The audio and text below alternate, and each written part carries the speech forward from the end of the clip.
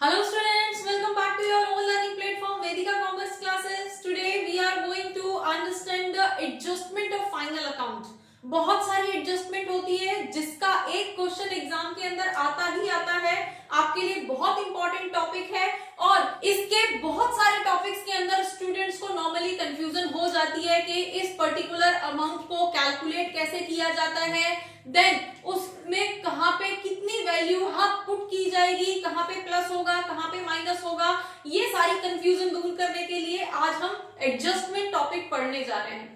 तो अभी तक लास्ट क्लासेस के अंदर हमने इससे प्रीवियस टॉपिक्स को कवर किया था, बहुत सारे टॉपिक्स की इंडिविजुअली कैलकुलेशन की थी जिससे कि आपकी कंफ्यूजन दूर हो पाए, जैसे कि बैड डेट के अंदर हमारा provision for doubtful debts, then provision for discount on debtors, इस तरह के अमाउंट्स जहां पे बच्चों को नॉर्मली कंफ्यूजन रहती है उसको इंडिविजुअली हमने कैलकुलेट करके दिखाया है। अगर आपने नहीं देखी है तो एक बार देख लेना। Now we are going to start our topic bad debts।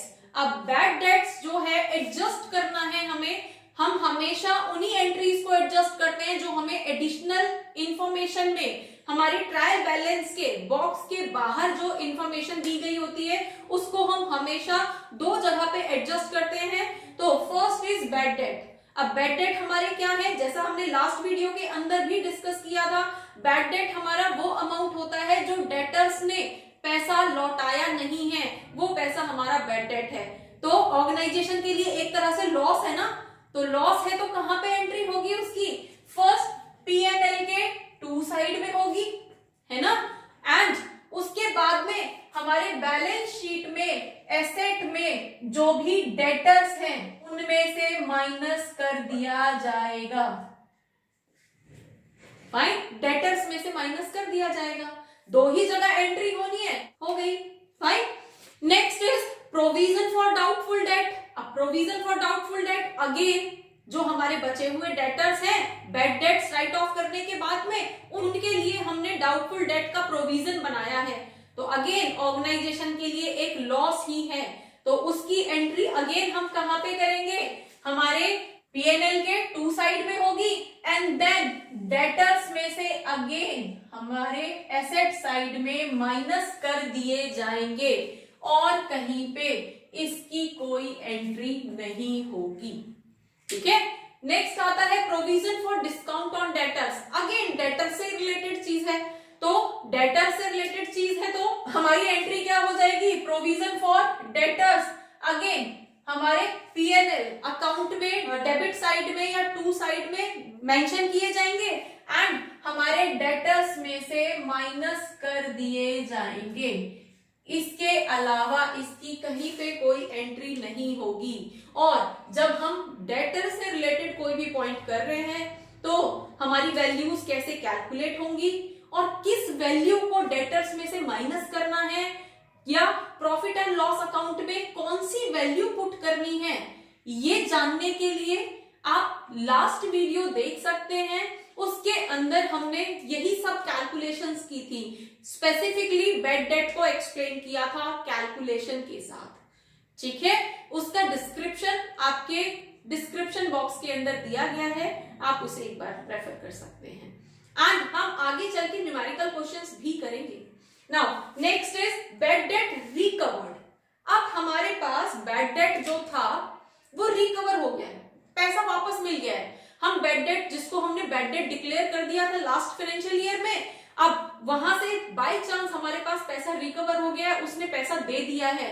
अब पैसा दे दिया है तो हमारे लिए तो इनकम है ना, ऑर्गेनाइजेशन के लिए इनकम है, और इनकम है तो प्रॉफिट एंड लॉस के बाय साइड में आप मेंशन करोगे, है ना। जब डेटर्स के नाम पे कोई लॉस हुआ था तो प्रॉफिट एंड लॉस के टू साइड में शो किया था, अब डेटर्स के नाम पे आपको कोई प्रॉफिट हो रहा है तो प्रॉफिट एंड लॉस के बाय साइड में आप मेंशन करोगे, जहां पे आप ग्रॉस प्रॉफिट शो करते हो उसी के साथ। ठीक है, नेक्स्ट अब सेकेंड एंट्री इसकी कहां पे होगी, नेक्स्ट एंट्री, अब बैड डेट से कैश मिल गया ना, तो एसेट्स में कैश में आप इसको प्लस कर देते हो, क्योंकि इस डेटर जो बैड डेट की रिकवरी हुई है उसकी वजह से आपका कैश इंक्रीज हो गया, तो हमारी अगेन टू एंट्रीज हो गई। फाइन। Next managers commission. अब मैनेजर्स कमीशन कैसे कैलकुलेट करते हैं? मैनेजर्स कमीशन कैलकुलेट करने के लिए हमारे पास 2 फॉर्मूले होते हैं। आपके स्टेटमेंट पे डिपेंड करता है कि उसको हम बिफोर वाला फॉर्मूला यूज करें या आफ्टर वाला फॉर्मूला यूज करें। उसके लिए एक स्पेसिफिक सेपरेट वीडियो, एक सेपरेट क्लास हमने की हुई है, आप उसको देख सकते हैं। उसका लिंक भी डिस्क्रिप्शन बॉक्स के अंदर दिया गया है। नाउ उसके अमाउंट को हम मेंशन कहां कहां करते हैं, अभी हम सिर्फ वो करते हैं, ठीक है। तो अभी हम सिर्फ ये देख रहे हैं कि हमारे मैनेजर्स कमीशन का जो अमाउंट कैलकुलेट होके आया है उसको प्लेस कहां कहां करना है। तो हमारे पास मैनेजर का कमीशन है, एक्सपेंस है अगेन, तो एक्सपेंस हमारा प्रॉफिट एंड लॉस के 2 साइड में जाएगा। एंड देन हमारी लाइबिलिटी है, मैनेजर को पे करना है, ठीक है। तो हमारे लाइबिलिटी साइड में इसको शो कर दिया जाएगा करंट लाइबिलिटी, ठीक है। हमारी 2 एंट्रीज हो चुकी हैं। Next interest on capital. अब जो कैपिटल ओनर ने बिजनेस के अंदर इन्वेस्ट किया है उस पे इंटरेस्ट चार्ज हो रहा है, तो ऑर्गेनाइजेशन को ओनर का कैपिटल तो लौटाना ही है, प्लस उस पे इंटरेस्ट भी देना है। तो ऑर्गेनाइजेशन के लिए तो कॉस्ट बढ़ गई ना, तो कॉस्ट बढ़ गई तो हमारे P&L अकाउंट के 2 साइड में उसको मेंशन किया जाएगा इंटरेस्ट वाले अमाउंट को, ठीक है। इंटरेस्ट कैसे कैलकुलेट करेंगे? जो भी परसेंट रेट आपको दिया गया है आपके कैपिटल का परसेंट अमाउंट कैलकुलेट करेंगे और यहाँ पे डेबिट साइड में या 2 साइड में मेंशन कर देंगे। दूसरा, अब ऑर्गेनाइजेशन के ऊपर तो लायबिलिटी है ना, कैपिटल भी देना है और कैपिटल के साथ इंटरेस्ट भी देना है, दो चीजें देनी है। तो अगेन लायबिलिटी साइड में उसको मेंशन कर दिया जाएगा, ठीक है। नेक्स्ट एंट्री आती है हमारी goods taken for personal use. अब गुड्स ली गई है, पर्सनल यूज के लिए ली गई है, तो पर्सनल यूज में चाहे गुड्स ली गई हो, चाहे ड्राइंग की गई हो, कैश की ड्राइंग की गई हो, ड्राइंग तो ड्राइंग होती है, तो उसके लिए हमारी एंट्री कहां पे होगी? अब गुड्स कम हुई है ना, तो गुड्स कम हुई है और गुड्स कहां पे रिकॉर्ड होती है? ट्रेडिंग अकाउंट के परचेज में। तो हमारे पास हम यहां पे परचेज से माइनस कर देंगे, गुड्स रिकॉर्ड की थी ना परचेज अकाउंट में, तो परचेज में से हमने परचेज रिटर्न माइनस किया था। एंड अगर पर्सनल यूज के लिए गुड्स विड्रॉ की है, निकाली है ओनर ने, तो हम उसको भी वहां से माइनस कर देंगे, तब जाके हमारा नेट परचेज आएगा। तो एक एंट्री तो हमारी यहाँ पे हो गई और दूसरी एंट्री वही कैपिटल में से माइनस होगी। तो कैपिटल हमारा क्या है? लायबिलिटी में कैपिटल में से माइनस की जाएगी। फाइन, हमारी 2 एंट्रीज हो गई, डन। Next abnormal loss. अब लॉस भी है, अगेन लॉस के लिए भी एक सेपरेट वीडियो बनाई गई है, आप उसको रेफर कर सकते हैं कि एबनॉर्मल लॉस को कैलकुलेट कैसे किया जाता है। अगर गुड्स इंश्योर्ड थी तब क्या अमाउंट आएगा, अगर गुड्स इंश्योर्ड नहीं थी तब क्या अमाउंट आएगा, तो उसके लिए आप उस वीडियो को रेफर कर सकते हैं, डिस्क्रिप्शन आपके डिस्क्रिप्शन बॉक्स के अंदर दिया गया है।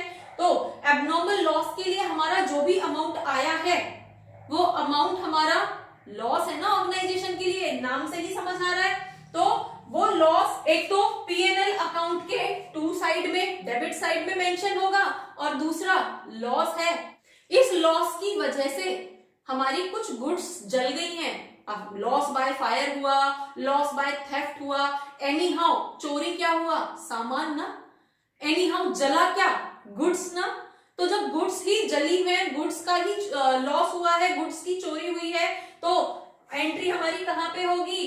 अगेन हमारे परचेज में से माइनस कर दिया जाएगा और जो लॉस है वो लॉस हम प्रॉफिट एंड लॉस अकाउंट के 2 साइड में मेंशन कर देंगे। तो होपफुली इन एंट्रीज को कैसे एडजस्ट किया जाता है ये आपको समझ आया होगा।